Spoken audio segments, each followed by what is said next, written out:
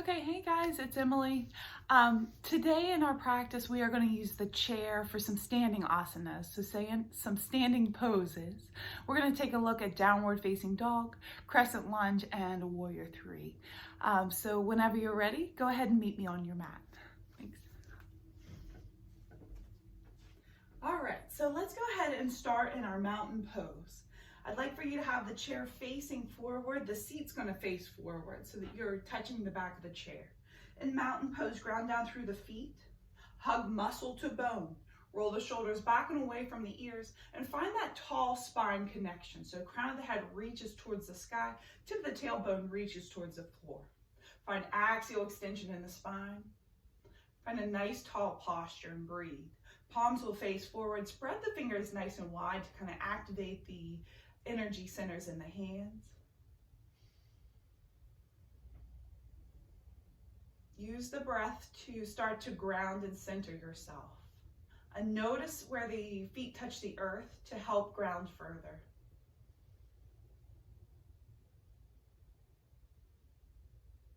Nice. Go ahead and place the hands on the chair. We're going to step one leg back and then step the other leg back, moving into downward facing dog. So starting to relax the weight of the head towards the earth.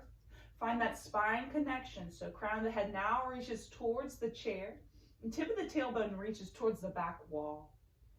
You're looking straight down here, making a figure 7 with our body. So that might mean you have to adjust the feet back or forward. Maybe widen your stance to give yourself a little bit more space. And then just start to notice the breath again. A couple breath cycles here. And no need to change the breath, just be aware of it at this time. From here, I'd like for you to ground down through the left heel, step that right foot forward, bend through that right knee, moving into crescent lunge.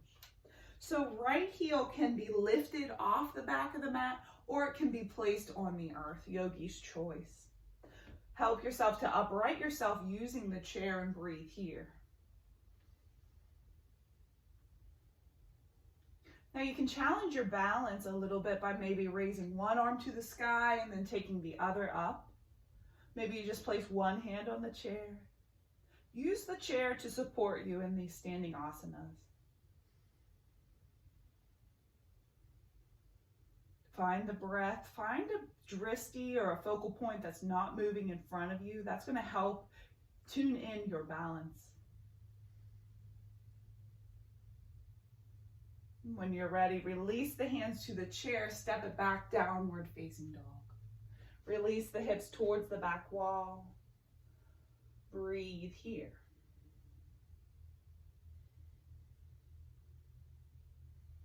Second side, press down through that right foot as you step forward to the left foot comes forward, bend through that left knee. Upright yourself using the chair. Again, right heel can be lifted or lowered, yogi's choice. Once you find some stability, go ahead and play with the arms. So maybe one arm up, maybe both.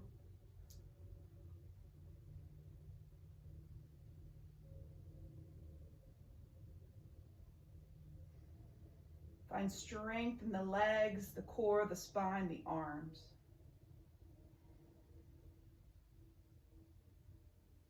Float the fingertips back down.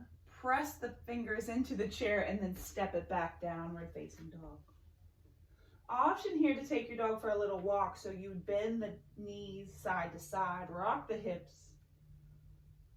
So just shifting the hips and maybe wagging your tail. And when you've had enough, find stillness again.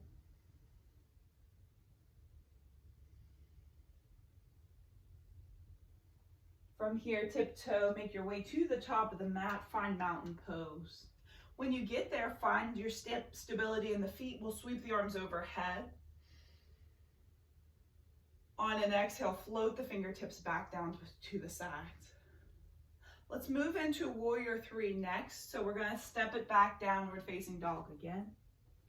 We'll work on the left side this time. So find down dog first. Press down through that right foot. We're going to inhale, float the left toes off the floor. Now, you can't really see So with the toes, they can be floated a little bit or a lot. If you work to float them a lot, find that balance, find that strength. And then see if you can make the heel an extension of the spine. So finding that head, heart, pelvis, heel connection. Looking straight down to the floor. Find strength in that right leg, micro bend in that right knee. Option to float one hand back. Maybe take the other hand back. And just know that chair is right there for you if you need it. A little playtime here, a little balance. Release the left foot down.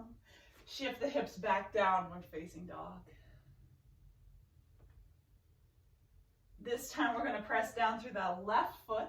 Go ahead and float the right toes off the floor a little or a lot. And just see what you need today. I'd like for you to press the right toes down towards the earth. So find a brightness in those toes as you press down. And I find it helps to find that micro bend in the left knee. If you need a bit more, you can go ahead and float the arms back or forward. Yogi's choice. Find that drishti, focal point that's not moving in front of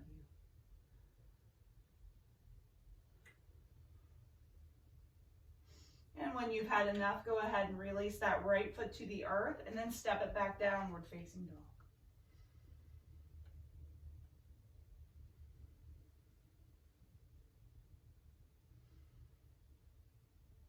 Nice. Go ahead and tiptoe, make your way to the top of the mat. And find mountain pose. Release the palms to the side, breathe here.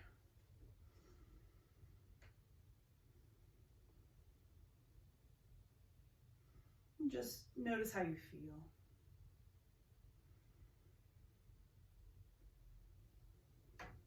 As always, it's an absolute pleasure to be your guide in this practice. I am honored to have you here.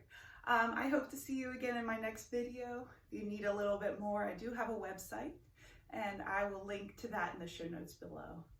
Thank you so much, and I hope to see you again soon. Bye.